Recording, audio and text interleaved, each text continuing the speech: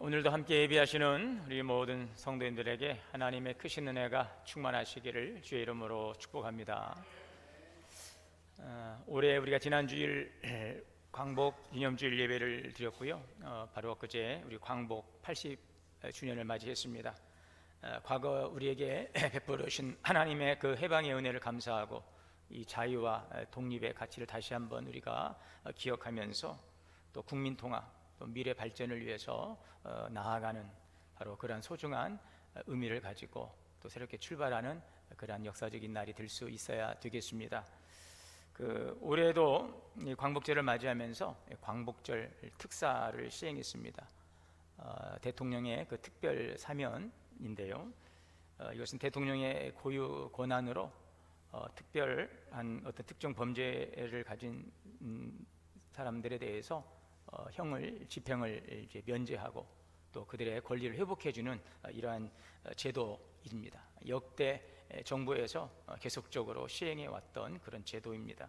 올해는 특별 사면 복권 대상자가 약 2,000명 정도 된다고 이야기합니다. 또 여기에 더해서 또 행정 제재를 받은 특별 감면 대상자 85만 명, 또 그리고 신용 회복 지원 대상자 약 한 325만 명 정도 이렇게 포함이 되었다라고 보도된 내용을 보았습니다. 이 특별 사면은 국민 통합, 그리고 사회 갈등 해소, 또 경제적인 회복, 이러한 것들 큰 틀에서 긍정적인 효과를 가져올 수 있습니다. 그런데 특별한 정치인이나 또 재벌 등 이런 권력자들에게 유리하게 사용되는 경우에는 특혜성 시혜로 비판을 받기도 하지요. 이 대통령의 특별 사면은 죄를 무죄로 만드는 것이 아니라 형벌 집행을 면제하거나 자격을 회복하는 그런 조치입니다. 그래서 국가 공동체 질서 또 사회 통합이라고 하는 그 정치적인 판단에 의해서 진행되는데요. 항상 기대와 논란이 공존하는 만큼 정부의 공정성 그리고 투명성이라는 일이 무엇보다도 중요할 것입니다. 한 국가의 최고 행정 책임자에 의해서 시행되는 이 사면 조치는 그 개개인에게는 말할 수 없는 큰 기쁨이 될 것입니다. 또 새롭게 인생을 살아갈 수 있는 그런 기회가 되기도 할 것입니다. 이 법적으로 누리는 권리가 아니기 때문에 그것은 바로 그에게 베풀어지는 그 시혜이죠. 은혜인 것입니다. 그래서 당연히 받을 권리가 아니라 나에게 베풀어주는 그 시혜라고 하는 차원에서는 그 감격과 기쁨은 말할 수 없을 것입니다. 여러분, 그렇다면 온 우주의 통치자이신 왕이신 하나님께서 우리에게 베푸시는 하나님의 그 한량없는 은혜는 어떻습니까? 오늘 읽은 본문 스가랴 8장에는 이렇게 말씀하십니다. 이런 내용입니다. 이제 하나님께서는 예루살렘과 유다를 복 주시기로 작정하셨다는 것입니다. 그러므로 너희는 두려워하지 말라. 하나님께서 유다 백성들을 복 주시기로 작정하셨다는 것입니다. 은혜 베푸시기로 작정하셨다는 것입니다. 자, 그렇다면 여러분, 이스라엘은 어떠한 은혜 받을 일을 했기에 하나님께서는 그들에게 복 주시기로 작정하셨다고 하신 것일까요? 어떠한 당연한 하나님의 은혜를 받을 만한 그러한 잘한 일이 있어서 하나님께서는 이들에게 복을 주시기로 작정하셨다라고 말씀하시는 것일까요?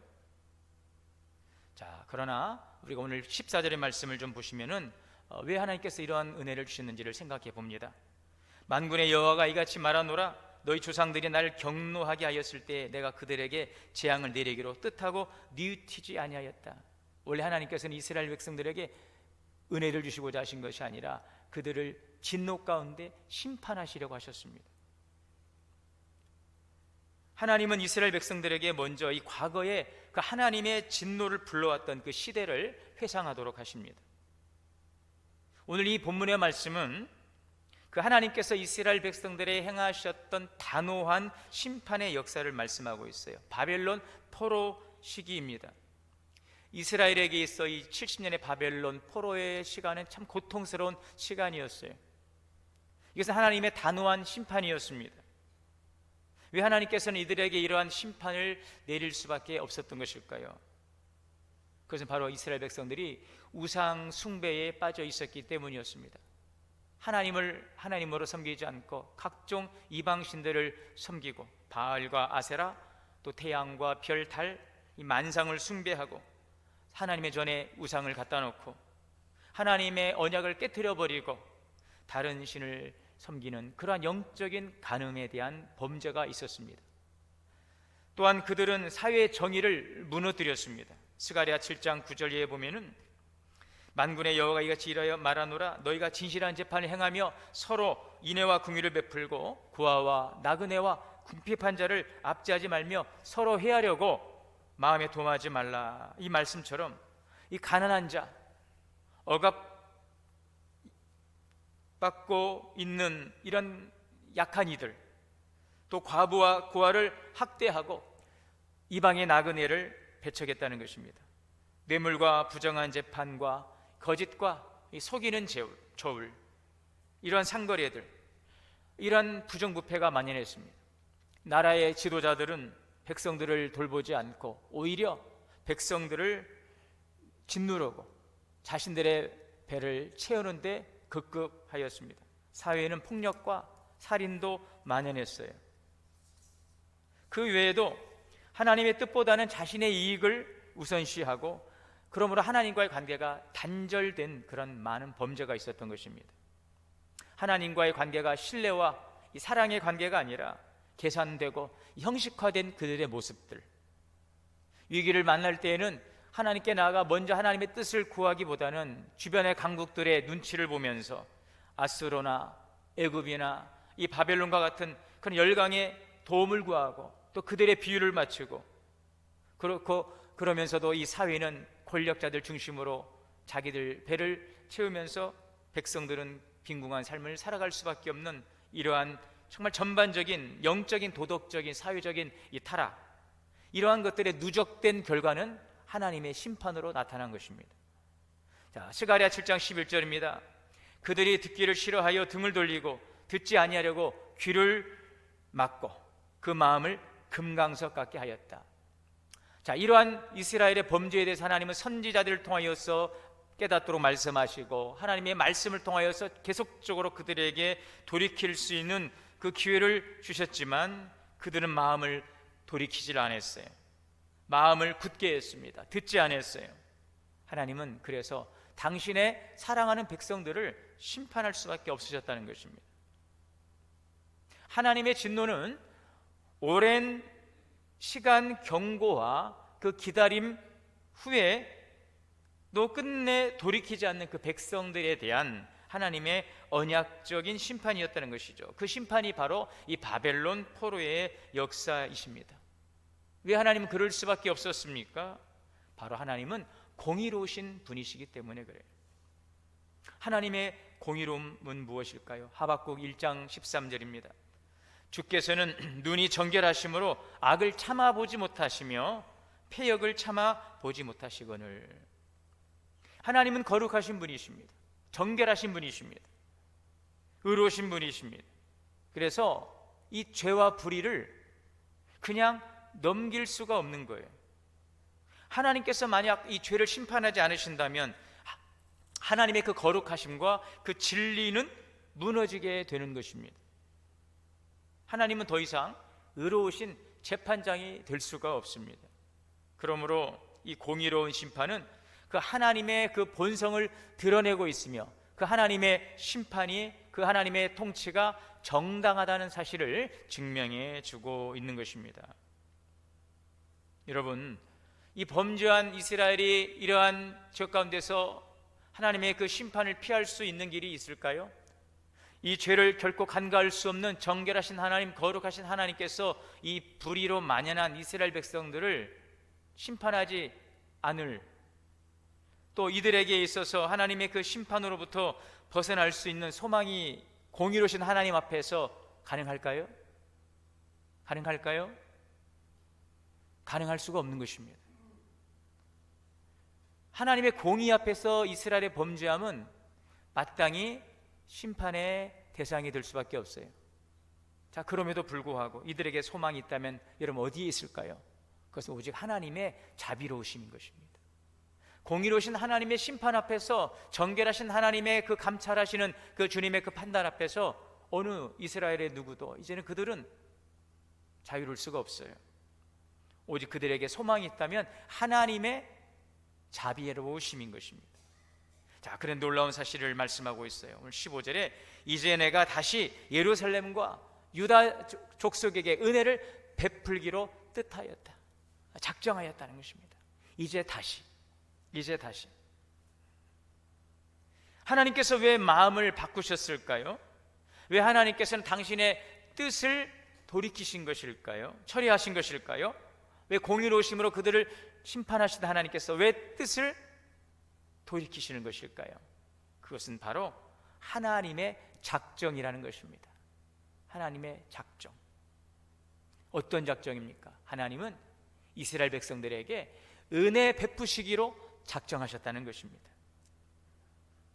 내가 다시 예루살렘과 유다 족속에게 은혜 베풀기를 뜻하였다, 작정하였다. 그 작정은 어떻게 회복됩니까? 스가랴 8장 3절입니다. 내가 시온에 돌아와 예루살렘 가운데 거할 것이다. 예루살렘은 이제 진리의 성읍이라 일컫겠고 만군의 여호와의 산은 거룩한 산, 성산이라 일컬음을 받을 것이다. 이스라엘의 회복을 약속하고 계십니다. 그러면 여러분, 이스라엘이 잘해서입니까? 아닙니다. 앞에서 보았듯이 그들은 하나님의 그 심판에 설 수밖에 없는 그러한 불의한, 그 불순종의, 그 불신앙의 삶을 살았습니다. 그럼에도 불구하고 하나님께서 그들을 회복하시는 것은 그들이 결코 잘해서가 아닙니다. 그러면 그들이 뭔가 능력이 있기 때문일까요? 뭔가 그들에게 큰 기대를 얻을 만한 무엇인가 그들의 현재 있기 때문일까요? 그렇지 않습니다. 신명기 7장 7절에 보시면 여호와께서 너희를 기뻐하시고 너희를 택하신 것은 너희가 다른 민족보다 수요가 많기 때문이 아니라 너희는 오히려 모든 민족 중에 가장 적은 자라. 여기에서 이 수요가 많다는, 이 고대 사회에서 수요가 많다는 것은 양은 곧 힘입니다. 능력입니다. 그래서 하나님은 이스라엘 백성들이 힘이 있거나 그들이 능력이 있기 때문에, 그들이 강대한 민족이기 때문에 그들에게 은혜를 주시기로 작정하셨다는 것이 아니라 오히려 그들은 수가 적다고 그랬어요. 힘도 부족해요. 연약하고 능력도 부족하고. 여러분, 하나님께서 우리를 택하시는 이유가 어디에 있을까요? 우리의 능력이나 우리의 숫자나 우리의 업적이 아니라는 것입니다. 오히려 그 반대라는 것입니다. 능력도 없고 부족하고 연약하고. 그러면 무엇 때문일까요? 왜 그렇게 하셨을까요? 스가랴 8장 2절에 내가 시온을 위하여 크게 질투하며 그를 위하여 크게 분노하였다는 거예요. 분노함으로 질투하였다. 이 질투했다라고 하는 이 형용사가 바로 열심, 그 열정이라는 뜻입니다. 그래서 이 질투라고 하는 이 단어가 하나님께 적용될 때에는 이 질투는 우리를 향하신 하나님의 거룩한 열정과 열심을 의미하고 있는 것입니다. 마치 하나님은 신랑이 신부를 사랑할 때 열정처럼 예루살렘을 향해서 열렬히 사랑하신다는 것이죠. 이것이 바로 이스라엘 백성들의 범죄함 속에서도 하나님께서 그들을 회복하시고자 하시는 그 은혜를 작정하신 하나님의 은혜라는 것입니다. 여러분, 그렇다면 우리는 어떻습니까? 하나님을 떠나서 범죄함으로 하나님으로부터 멀어진 우리가 하나님께 나아갈 수 있는 길은 어디에 있을까요? 하나님의 그 공의로우심은 결코 그 죄를 간과하지 않으시는데, 결코 그 죄를 지나치지 아니하시는데, 그래서 하나님은 이 공의로우심으로 그 죄를 다루셔야 되시는데, 그 앞에서 어느 누구도 그 죄인은 그 죄를 회피하거나 변명할 수가 없는데, 그러므로 우리의 연약한 인간은요, 하나님의 그 공의 앞에서, 그 공의의 법정 앞에서 소망이 없어요. 이것을 성경은 우리에게 말씀하죠. 로마서 3장 23절에 다시 한번 읽어볼까요? 모든 사람이 죄를 범하였음에 하나님의 영광에 이르지 못하더라. 누가요? 모든 사람은 주님 앞에 죄인입니다. 그 죄의 값은 사망이에요. 오늘 우리에게는 그러므로 이 하나님의 공의로우심 앞에서 우리의 그 행함으로 의롭다함을 얻을 만한 존재가 단 한 사람도 없어요. 공의로우신 하나님의 그 판단 앞에서 그 죄인은 스스로를 구원할 방법이 없습니다. 어디에 소망이 있습니까? 바로 우리를 향하여 내미시는 하나님의 그 구원의 손길뿐이라는 사실입니다. 오직 하나님께서 우리를 향하여 내미시는 그 하나님의 그 구원의 손길만이 오늘 우리가 구원을 이룰 수 있는 유일한 길이라는 사실을 우리는 기억해야 되겠습니다. 그 일을 위해서 하나님은 누구를요? 바로 예수 그리스도를 보내셔서 우리의 죄를 다 속량해 주신 것입니다. 그러므로 로마서 3장 25절의 말씀에 이는 하나님께서 길이 참으시는 중에 전에 지은 죄를 간과하셨다. 그것을 간과하셨어요. 이걸 통해서 당신의 의로움을 나타내시고 계십니다. 그 의로움을, 우리의 죄를 간과하심으로 나타내시기 위해서 주님 하나님께서는 바로 그의 아들 예수 그리스도를 우리를 위한 속량의 제물로 보내셨어요. 그래서 예수를 믿는 자는 의롭다함을 얻게 하리 하심이라. 이 십자가에서의 하나님의 공의는 죄를 심판함으로 이루어 주신 것입니다. 예수님께서 십자가상에서 십자가에서 달려 돌아가신 것은 우리의 죄를 심판하신 거예요. 우리의 범죄함을 그리스도께서 가지고 나가신 우리의 죄를 대신 심판받으신 것입니다. 그 공의로우신 하나님의 그 심판은 결코 덮어진 것이 아니라 그것을 반드시 하나님의 공의로 심판하신 거예요. 그것이 바로 예수님의 십자가의 죽으심이십니다. 그러나 놀라운 것은 그 하나님의 사랑은 죄인을 구원하심으로 나타나신 거예요. 이게 놀라운 십자가의 은혜인 것입니다. 공의로우신 하나님은 우리의 죄를 십자가상에서 심판하셨어요. 그 제물이 바로 예수 그리스도가 되셨어요. 그러나 그 사랑의 하나님께서는 그 예수 그리스도를 통하여서 그 죄를 간과하시고 그 예수 그리스도를 통하여서 그 죄를 덮으심으로 무효화시키고 오늘 우리를 향하신 하나님의 사랑을 통해 우리를 구원해 주신 것입니다. 우리는 기억해야 됩니다.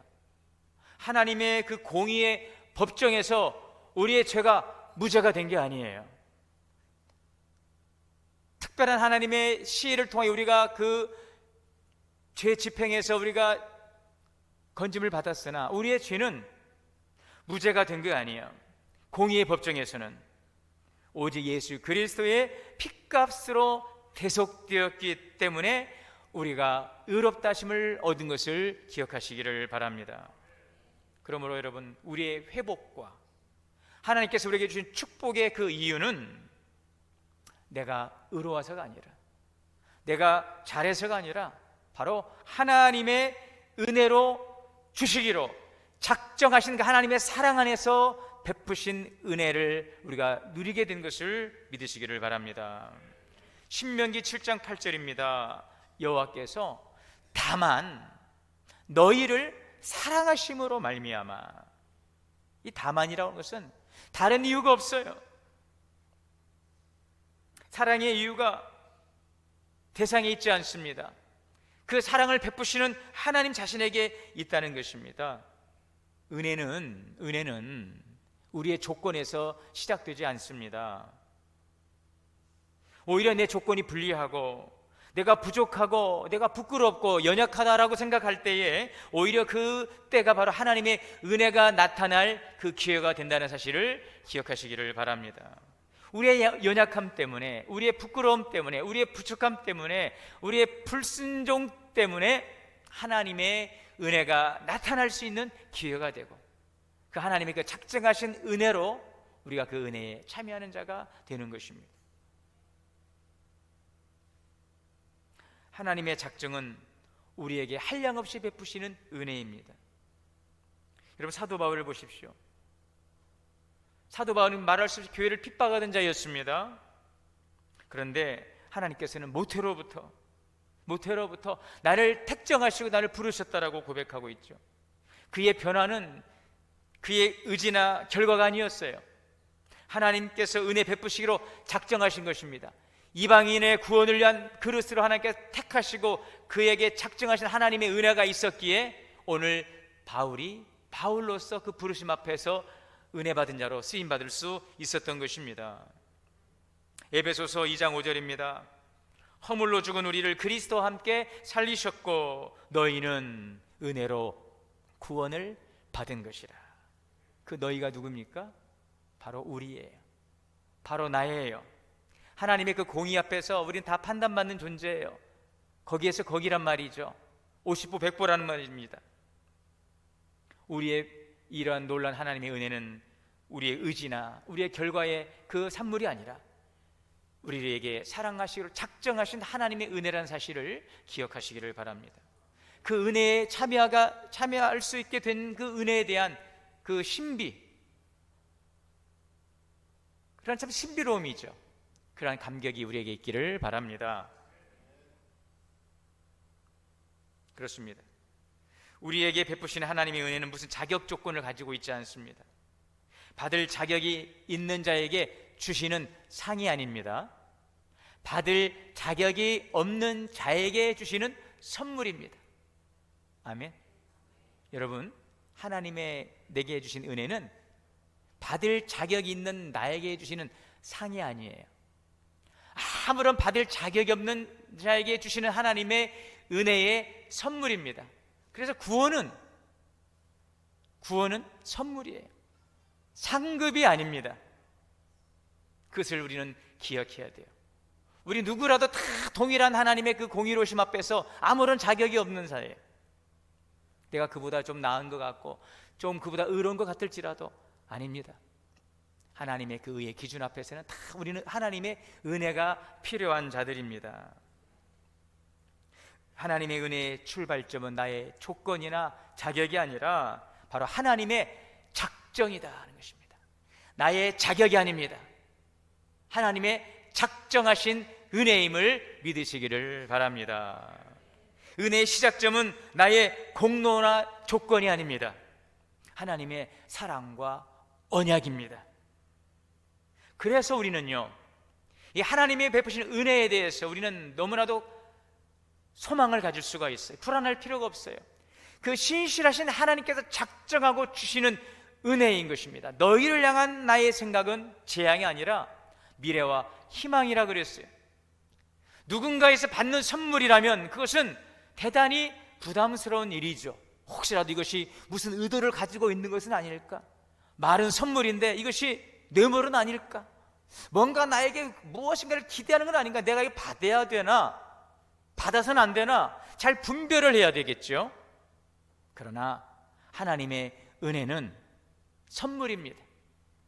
우리를 살리시기 위한 하나님의 작정하신 사랑의 그 은혜의 선물임을 우리는 알기에 우리에게는 소망이 있어요. 불안하지 않습니다. 어느 순간 갑자기 이 은혜를 말씀도 하지 아니하시고 그냥 아무런 이유도 없이 그냥 걷어가 버리는 그런 은혜가 아니에요. 여러분 가끔씩 그런 생각을 하지 않습니까? 뭔가 좀 잘 되고 평안할 때 내가 이래도 되나?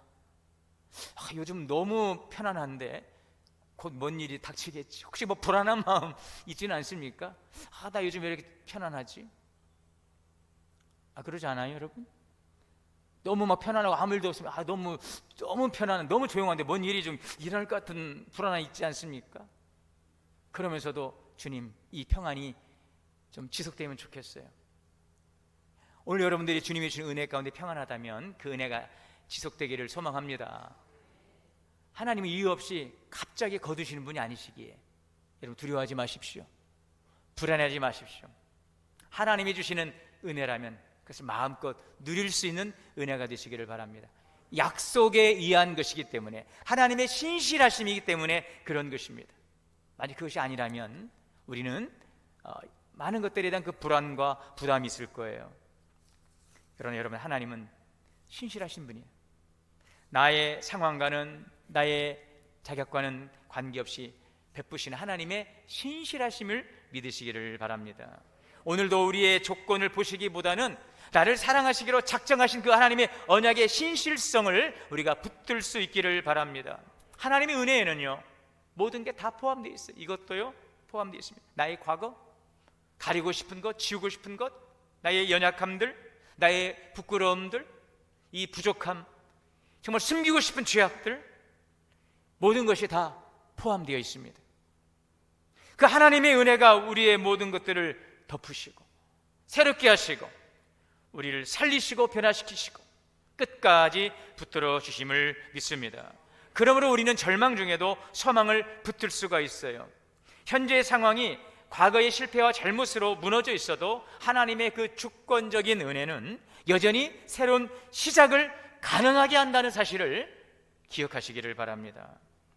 자, 그렇다면 우리에게 은혜 주시고 작정하시고 베푸시는 하나님의 그 사랑에 대해서 여러분 우리가 어떻게 반응해야 될까요?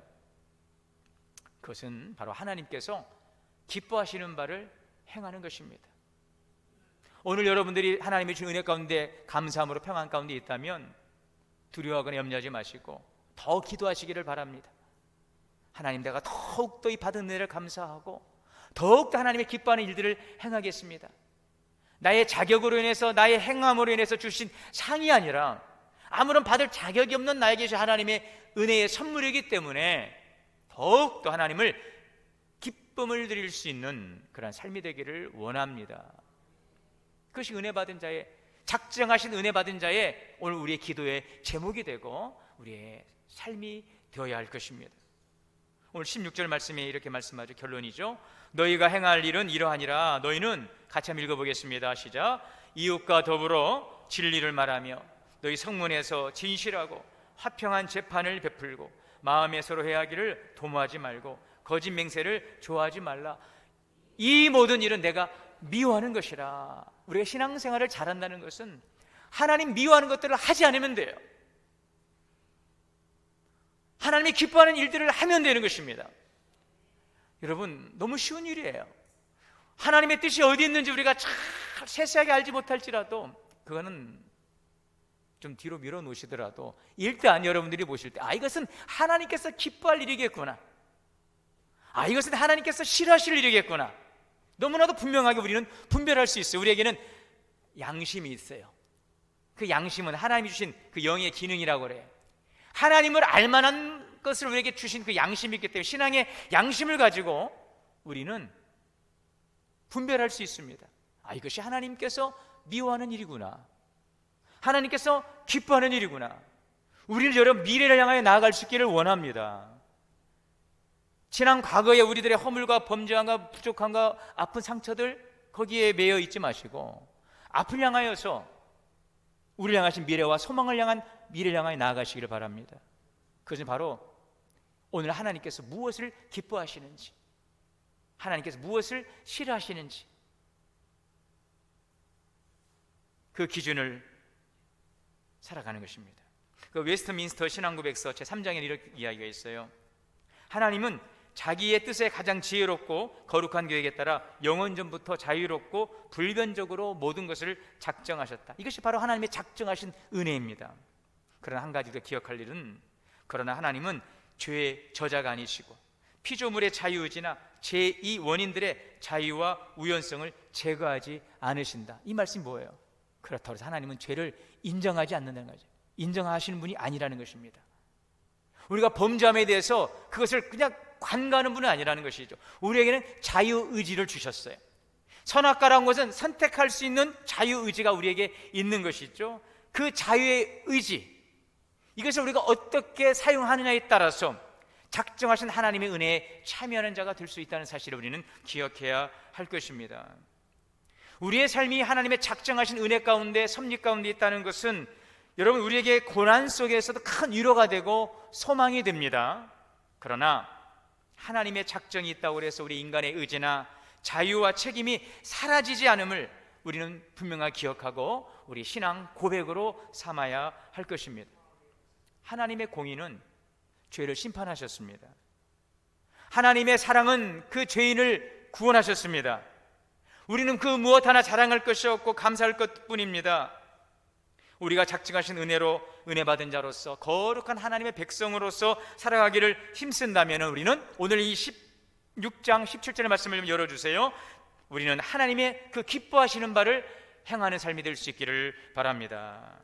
여러분, 오늘 이 말씀처럼 너희가 행할 일은 이러하니라. 이웃과 더불어서 진리를 말하며, 따라합시다. 진리를 말하며. 여러분, 진리를 말한다는 것은 단순히 거짓말을 안 한다는 의미가 아니라 하나님의 뜻을 드러내는 말을 하는 것입니다. 은혜 받은 사람은 말부터 달라집니다.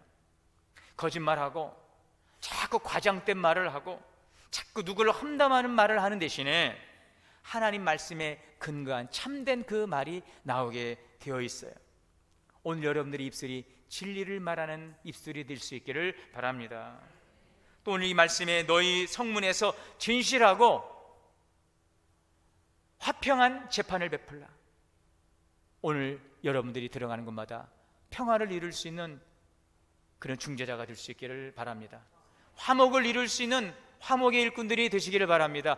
여러분들이 가는 곳마다 분쟁이, 갈등이 봉합되고 그곳에 주님의 그 치유와 사랑과 회복, 화평의 은혜가 임하게 될 수 있기를 바랍니다.